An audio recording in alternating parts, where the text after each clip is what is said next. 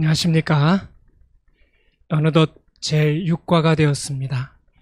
우리를 위해 죽으심이라는 제목을 가지고 함께 교과 공부를 해보겠습니다. 여기 보시면 일몰 시각이 오후 5시 반으로 해가 매우 짧아졌는데 그 대신 밤이 길어졌겠죠. 우리 조용한 밤 시간에 우리 하나님의 말씀을 깊이 연구할 수 있는 그런 시간들을 많이 갖게 되시길 바라겠습니다. 기독교 교리 가운데 예수 그리스도의 부활의 교리는 가장 핵심적이고 또 클라이막스와 같은 그런 교리라고 할 수 있습니다. 우리가 다음 주에 예수 그리스도의 부활에 대하여 살펴볼 것인데, 이번 주에는 그에 앞서서 예수님의 죽으심에 대하여 살펴보도록 하겠습니다. 예수님의 대속적 죽음이 우리를 위해 무엇을 이루었는지를 분명히 깨닫는다. 이것이 오늘 첫 번째 학습 목표가 되겠습니다. 십자가를 통해 나타난 예수님의 온전한 자기 희생에 감격하며 감사한다. 그리고 예수님의 죽음의 의미를 진정으로 깨닫고 신실한 그리스도인의 삶을 통해 그 사랑에 반응하며 살아간다. 그래서 지적인 부분, 또 정서적 부분, 의지적 부분이 이렇게 순차적으로 연결이 되면서 우리를 잘 이끌어주는 그런 학습 목표라고 생각이 됩니다. 이번 주 교과도 역시 두 부분으로 좀 나눠보았는데요. 첫 번째 일요일과 월요일 부분은 장세로부터 죽임당한 어린 양이라는 내용으로 살펴볼 것입니다. 그리고 두 번째 부분은 십자가에서 이루신 완전한 대속, 이렇게 화, 수, 목, 요일에서 살펴보도록 하겠습니다. 그래서 앞부분은 역사적 부분이 되겠고 뒷부분은 앞부분이 예언적 부분이고 뒷부분은 역사적 부분이 되겠네요. 자, 그러면 먼저 창세로부터 죽임을 당한 어린 양에 대하여 살펴보도록 하겠습니다. 오늘 그 예수님의 죽으심에 대하여 이야기 나눌 때에 그 죽음은 단순한 죽음이 아니고 대속적인 죽음이라고 말하고 있습니다. 대속적인 죽음. 자, 그러면 먼저 이 대속의 의미를 우리가 정리하고 넘어갈 필요가 있겠죠.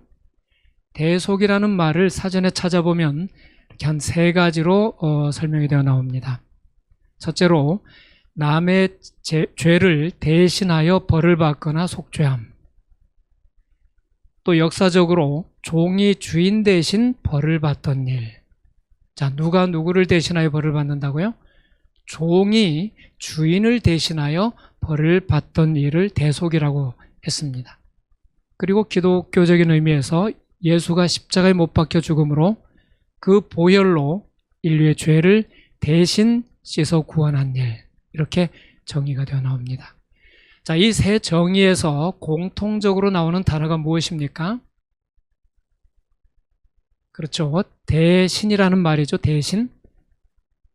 그래서 이 대속이라고 하는 것은 누군가가 누구를 위하여 대신 벌을 받거나 속죄하는 것을 이제 이 대속이라고 하는 것이죠. 여러분, 제가 한 이야기를 들려드리겠습니다. 우리 집에 이 금붕어 어항이 있는데, 이 높은 대에 올려놓은 이 어항 속에 있던 금붕어가 퇴근을 하고 와보니까 어떻게 뛰쳐나왔는지 저 바닥에 떨어져서 팔딱거리고 있습니다. 자, 이 금붕어가 스스로 그 높은 데를 뛰어 올라가서 어항 속으로 들어가서 다시 살 수 있는 가능성이 몇 프로나 되겠습니까? 아마도 0%일 것입니다. 자, 이 어항에서 뛰쳐나온 이 금붕어의 운명은 범죄하고 타락한 인간의 운명과 같다고 할 수 있습니다. 스스로는 도무지 다시 회복될 가능성이 없다는 공통점이 있습니다. 자, 그런데 이 금붕어와 타락한 죄인의 차이점이 있는데, 첫째는 금붕어는 실수로 뛰쳐나왔지만 인간은 자기의 자유의지를 활용해서 뛰어나왔기 때문에 다시 회복하는 과정에서 다시 한번 자신의 자유의지를 발휘해야 한다는 것입니다. 하나님이 그냥 강제로 에덴 동산으로 집어넣으실 수 없는 이유가 거기 있는 것이죠. 자, 두 번째는 인간은 사탄의 노예로 팔려서 죄의 속박에 눌리게 되었습니다. 자, 그래서 이 죄인을 회복하기 위해서는 반드시 팔려간 그 사탄의 노예된 인간을 무언가 대가를 지불하고 사야 된다고 하는 그런 중요한 과정이 남아 있습니다. 그래서 여기에 대속이라고 하는 개념이 등장하는 것이죠. 대속, 값을 지불하고 다시 찾아온다는 것입니다. 예수님께서는 이렇게 말씀하셨습니다. 인자가 온 것은 섬김을 받으려 함이 아니라 도리어 섬기려 하고 자기 목숨을 많은 사람의 무엇으로? 대속물로 주려 함이니라 이렇게 말씀하셨어요. 여기 대속물이라고 하는 것은 헬라어로 리트론이라고 하는 것인데 이 전문 용어입니다. 노예나 포로를 놓아주기 위해 지불하는 값을 리트론이라고 합니다. 대속물. 그래서 예수님이 이 땅에 오신 목적은 자기 목숨을 많은 사람의 리트론으로 주기 위해서 오셨다는 것입니다. 자, 여러분은 노예에 대해서 얼마나 많이 알고 계십니까? 지금 우리나라에는 노예 제도가 없죠. 노예 제도가 아주 성행했던 시대가 몇 번 있었는데 첫째는 그 신약 시대인 로마 시대였습니다. 로마에는 인구의 절반 정도가 노예라고 할 정도로 노예들이 많이 있었는데 이 노예들은 아주 사소한 실수에도 불구하고 가차없이 처벌을 받았습니다. 채찍을 맞거나 심한 경우에는 십자가에 못 박아 죽이기도 했습니다. 그 다음으로 노예가 성행했던 시대는 중세 시대인데 10세기부터 한 19세기까지 한 900년 동안에 수많은 아라비아 상인들이 아프리카 흑인들을 잡아서 이 중동 지방으로 팔아넘겼습니다. 그때 팔린 노예가 수백만 명이 됩니다. 세 번째로 노예가 성행했던 시대는 미국 신대륙 개척 시대였는데 이때 그 노예 상인들이 아프리카로 가서 흑인들을 마치 짐승을 포획하듯이 아무나 붙잡아서 배에 싣고 대서양을 건너서 신대륙에 팔아넘겼습니다. 자, 그런데 이 노예의 운명은 참으로 비참하게도 그 상선에 실려서 대서양을 건너 미국까지 가자면은 아무리 파도가 없는 잔잔한 날씨를 할지라도 12일이 걸립니다. 파도가 일거나 기상이 좋지 않으면은 한 15일, 17일이 걸릴 수도 있는데 그 배 안에 마치 이 그림에 보시는 것처럼 짐짝처럼 차곡차곡 쌓여서 이렇게 갔습니다. 그래서 거기서 정말 묶인 채로 대소변을 다 해결하고 먹지 못하고 이렇게 가다 보니까 가는 사이에 이미 노예의 한 20%가 죽습니다. 그리고 도착해서 3년 내로 또 한 50%가 죽습니다. 그럼 한 30% 남죠? 그 남아있는 노예들은 죽을 때까지 이 노예의 정말 비참한 신분에서 벗어나지 못하고 억울하게 그렇게 살아간 것입니다. 이 노예 시장에 가게 되면은 벌거벗은 노예를 이렇게 입을 벌려보고 또 몸을 찔러보기도 하고 또 몇 걸음 걸어보게 한 다음에 흥정을 합니다. 이 리트론을 얼마나 줄 거냐? 비싸다 싸다 하면서 이렇게 팔려가는 것이죠. 이 노예의 운명이 바로 사탄의 노예로 팔려서 죄의 속박에 묶인 우리 인간의 운명이었다는 것이죠. 이러한 우리를 예수님께서 대속하시기 위하여 이 땅에 오셔서 십자가에 죽으셨다는 것이 오늘 공부의 핵심이 되겠습니다. 자, 이러한 그 대속의 계획이 언제 세워졌는가? 저기 오늘 본문에 나오는 그 성경절들을 몇 개 인용을 해보면 사도행전 2장에 그가 하나님의 정하신 뜻과 미리 아신 대로 내어준 바 되었거늘 너희가 법 없는 자들의 손을 빌어 못 박아 죽였으나. 그래서 하나님의 정하신 뜻과 미리 아신 바대로 이렇게 했습니다.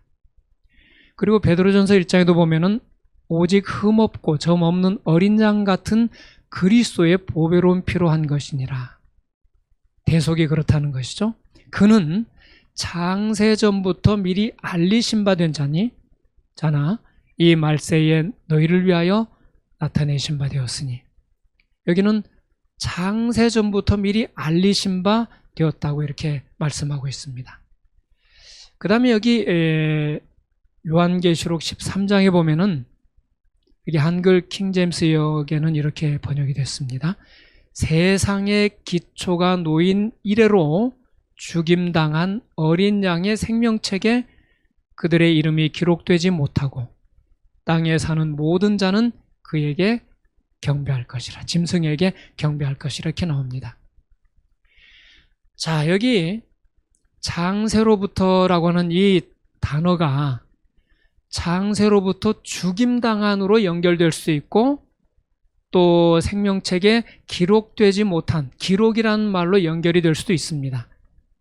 이 헬러어는 뭐 두 가지 해석이 가능하지만은 성경 전체 맥락이나 또 그 문맥을 살펴볼 때에 장세로부터 죽임을 당한 어린 양이라고 하는 해석이 더 타당한 것 같아요. 그래서 영어 성경에도 보면은 킹제임스역이나 또 NIV 같은 데서는 장세로부터 죽임을 당한 어린 양, 이렇게 장세와 어린 양을 연결시켰고, 또 RSV나 NASB 같은 성경에서는 장세로부터 농명된, 이렇게 또 번역을 하기도 했습니다.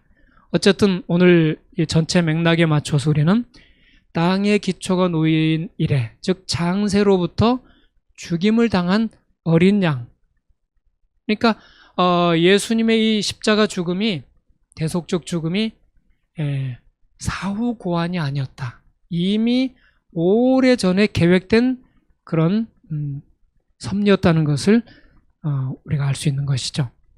자, 그래서 여기 시대소망 22쪽에 보면은 구속의 경륜은 아담이 타락한 후에 세워진 사후 고환이 아니었다. 이것은 영세 전부터 하나님의 보좌의 기초가 되어온 원칙을 공개한 것이었다. 그래서 예수님의 십자가 죽음은 이미 영세 전부터, 창세 전부터 계획되었다는 것을 말씀해 주고 있는 것입니다. 만약의 사태를 대비하신 것이죠. 자, 이러한 그 예수님의 십자가의 죽음에 대한 의미를 이미 구약에서도 아담과 하와도 알았고, 특별히 구약 인물 가운데 아브라함은 이것을 가장 뼈저리게 느꼈을 거라고 생각합니다. 아브라함이 하나님의 명령을 받들어서 지시할 땅 모리아 산으로 가서 아들을 번제로 드리라고 했을 때, 그 산으로 올라가는, 앞장서서 가는 그 이삭의 뒷모습을 보는 아버지의 마음이 어땠겠습니까? 자기가 죽을 그 나무를 등에 지고 올라가는 그 아들이 아버지에게 물었습니다. 아버지, 불과 나무는 여기 있는데 어린 양은, 번제할 어린 양은 어디 있습니까? 정말 이 아버지는 차마 대답을 못했겠죠? 하나님이 친히 준비하실 것이다. 그리고 아들을 묶어서 단에 올려 찌르려고 하는 순간에 하나님의 천사가 그 이삭의 죽음을 막았습니다. 그리고 살펴보니 수풀에 걸린 어린 순양이 거기에 매여 있었습니다. 그리고 정말 아브라함의 말대로 하나님이 친히 예비하신 순양을 제물로 드렸죠. 이게 바로 대신 죽게 된 겁니다. 이삭을 대신하여 죽은 그 어린 양. 자, 그런데 참으로 놀라운 것은 역대하 3장 1절에 보면은 이 모리아 산은 예루살렘 성 밖에 있는 그 산과 같다 그랬어요. 즉 예수님이 십자가에 죽으신 골고다와 동일한 장소입니다. 그로부터 오랜 세월이 지난 후에 예수님께서는 이 골고다 언덕에서 십자가를 지시고 인간을 대신하여 하나님의 어린 양으로 죽임을 당하신 것입니다. 아브라함에게는 아들을 대신할 순양이 있었지만 하나님께는 그 아들을 대신하여 죽을 누군가가 없었습니다. 하나님의 아들이 십자가 위에서 못 박힐 때에 수풀에 걸린 순양은 없었습니다. 예수님을 대신할 제물이 없었습니다. 아들뿐이었습니다.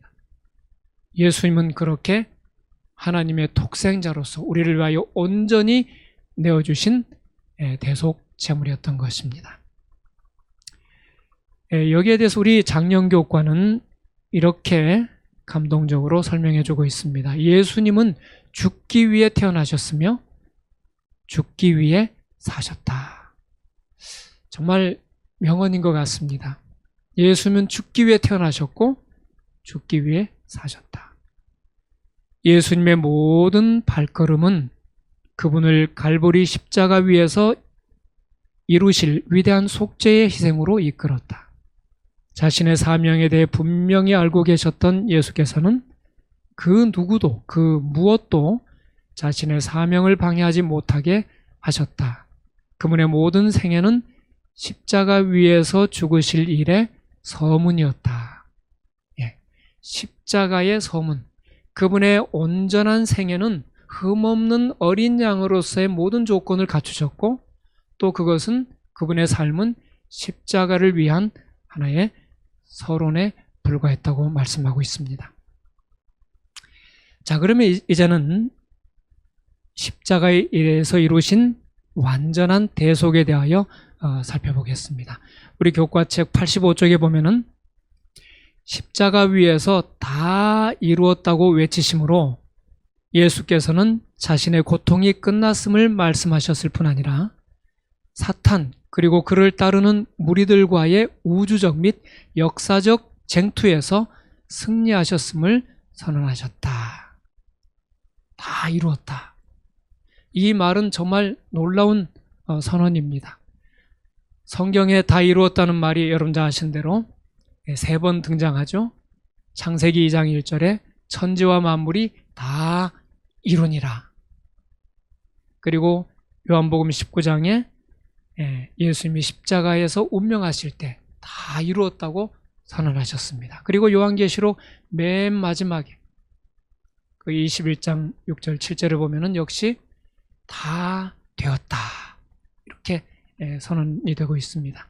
창조와 십자가와 재창조의 모든 과정 속에 하나님은 이렇게 다 이루었다는 말씀으로써 매듭을 짓고 계시는 것을 보게 됩니다.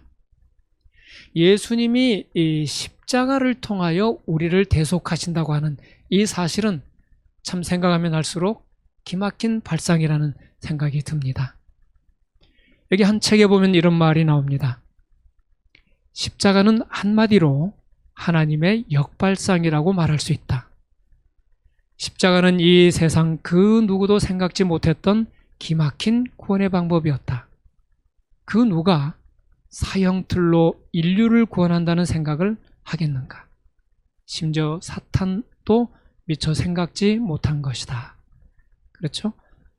정말 예수님이 인간을 구원하기 위해서 십자가의 형틀로서 인간을 예수님을 십자가에 죽게 하셨다는 것은 정말 그 사랑의 깊이와 넓이를 헤아리기 어렵다고 생각합니다. 십자가에 대한 이와 같은 중요한 진리는 세상의 지혜로는 알 수 없다. 그렇죠? 사형틀로 사람을 구원한다? 이거 세상의 지혜로는 잘 이해가 되지 않습니다. 창조주가 존재한다는 가장 확실한 진리조차 인정하지 않는 세상의 지혜 앞에서 십자가에 관한 기별을 전하는 것은 미련한 것처럼 보일 수 있다. 그렇습니다.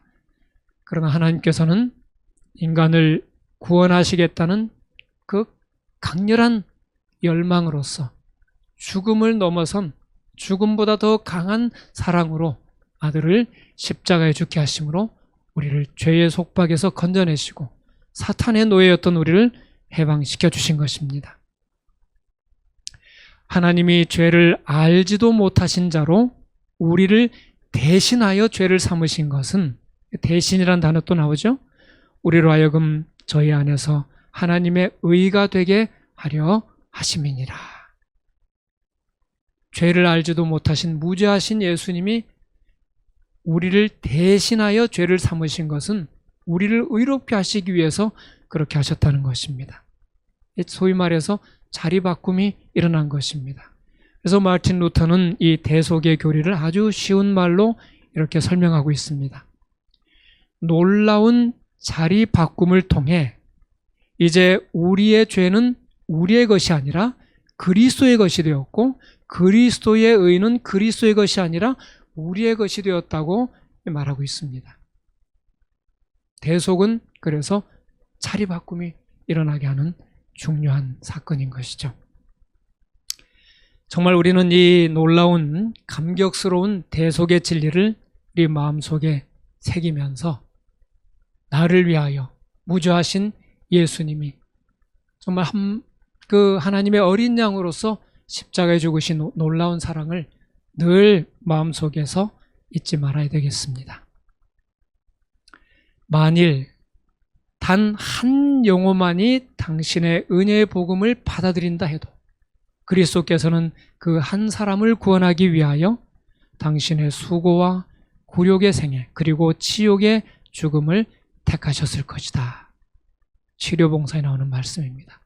여러분, 그 한 영혼, 바로 그 구원하려고 했던 그 한 사람이 바로 나라고 할지라도 예수님은 기꺼이 십자가의 고난의 길을 가셨을 거라고 하는 이 놀라운 사실을 우리 다시 한번 마음에 새기면서 오늘 이 교과 공부를 또 마무리하겠습니다.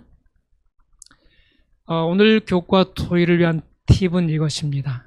토의를 이끄는 교사의 능력은 질문을 던지는 능력과 비례한다. 그랬죠? 우리가 질문을 잘 던지면 토의가 잘 일어나고, 또 질문을 잘 못 던지면 토의가 잘 일어나지 않는다 그랬습니다. 그래서 질문이 뭐라 그랬어요? 토의의 열쇠라 그랬습니다. 그래서 열쇠가 이렇게 구멍에 잘 맞지 않으면 토의가 잘 안 문이 안 열리는 것처럼 이 질문이 신통치가 않으면 토의가 일어나기 어렵겠죠. 자, 그런데 이 질문은 한 3단계가 있다고 했습니다. 도입 질문, 토의 질문, 적용 질문이 있는데, 만드는 순서는 토의 질문을 먼저 만들라 그랬습니다. 그 다음에 도입 질문을 만들고 마지막에 적용 질문을 만들라 했죠. 자, 우리 지난 시간에 토의 질문과 또 도입 질문까지 만들었으니까 오늘은 적용 질문 만드는 요령을 좀 살펴보겠습니다. 자, 적용 질문은 굉장히 중요합니다. 교과의 내용이 한낱 지식으로 끝나지 않고 삶의 변화를 가져오기 위해서는 반드시 적용 질문이 던져져야 되는 것이죠. 반드시 토의한 내용의 결론과 연결된 질문이어야 됩니다. 엉뚱한 질문이 아니고 오늘 공부한 내용과 연결해서 이것을 우리 삶에 어떻게 가져갈 것인가, 이걸 질문을 던져야 되겠죠. 일상에서 실천 가능한 내용을 담고 있어야 합니다.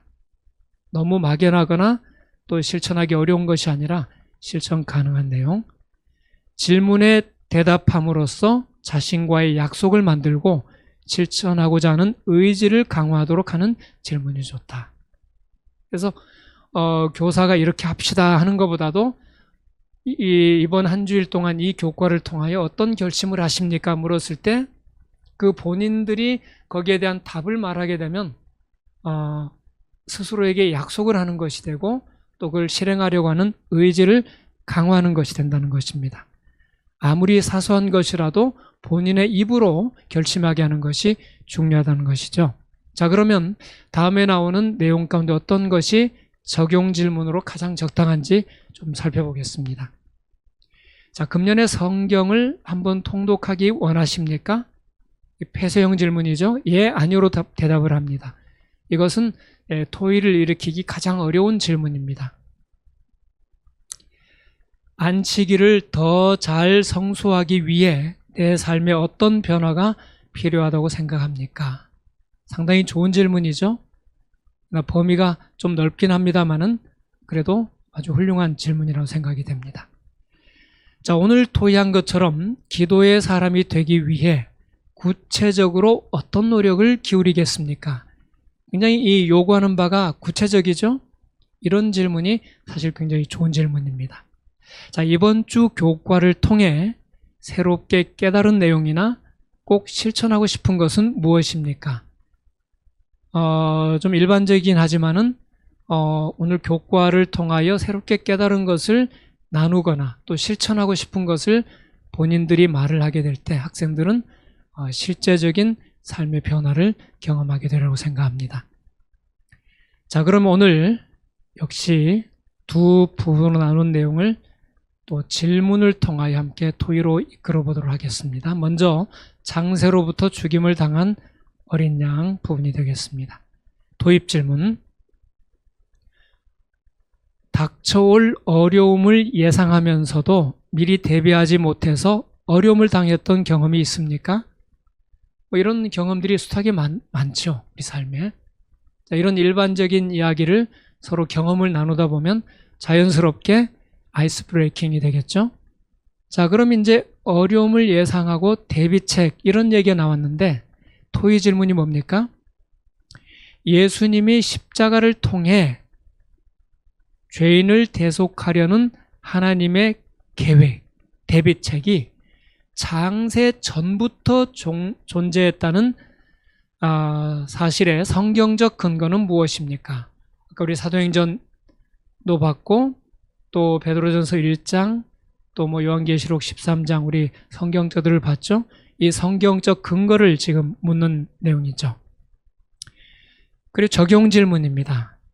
예수께서 죽기 위해 태어났으며 죽기 위해 사셨다는 말씀을 통해 얼마나 감사한 마음이 있습니까? 예, 자기의 감사한 마음을 표현하는 것입니다. 그렇죠? 두 번째 파트인 십자가에서 이루신 완전한 대속 도입 질문입니다. 노예의 고달프고 비참한 삶에 대해 얼마나 알고 있습니까?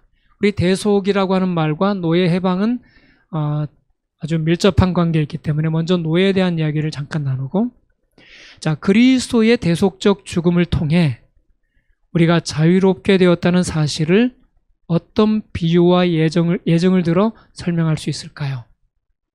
노예 이야기라든지 금봉 이야기라든지 뭐든지 어떤 비유와 예정을 들어서 대속, 대신하여 죽는 이런 이야기를 우리 나누면 좋겠습니다. 역사적으로 종이 주인을 대신하여 벌을 받는 일은 있었지만 주인이 종을 대신하여 벌을 받거나 죽거나 이런 일은 없습니다. 그러나 예수님은 우리의 창조주로서 인간을 대신하여 죄인을 대신하여 죽었다고 하는 것은 이건 인간의 상식을 초월하는 엄청난 일이라는 것을 우리는 알 수 있습니다. 마지막 적용 질문. 지구상에 구원받을 사람이 단 한 사람밖에 없다고 할지라도 기꺼이 십자가를 지셨을 것이라는 말씀에서 어떤 위로를 얻습니까? 여기에 대해서 자유롭게 서로 이야기를 나누시면 되겠죠. 이제 마지막 적용 및 실천 포인트입니다. 성난 파도를 잔잔케 하시고 거품이 이는 파도 위를 걸으셨으며 귀신들도 떨게 하시고 질병이 물러가게 하셨으며 소경의 눈을 뜨게 하시고 죽은 자를 살리셨던 그분이 자기 자신을 제물로 십자가 위에 바치셨다. 이것은 다 그대를 사랑하기 때문에 그렇게 하신 것이다. 죄를 짊어지신 그분은 거룩한 공의의 진노를 견디시고 그대를 위하여 죄 그 자체가 되셨다. 시대 소망이 있는 이 귀한 말씀 얼마나 감격적인지 모르겠습니다. 오늘 이 교과를 통하여 우리를 대신하여 죽으신 예수님의 대속적 십자가를 생각하시면서 은혜로운 시간이 되실 바라면서 교과를 마치겠습니다.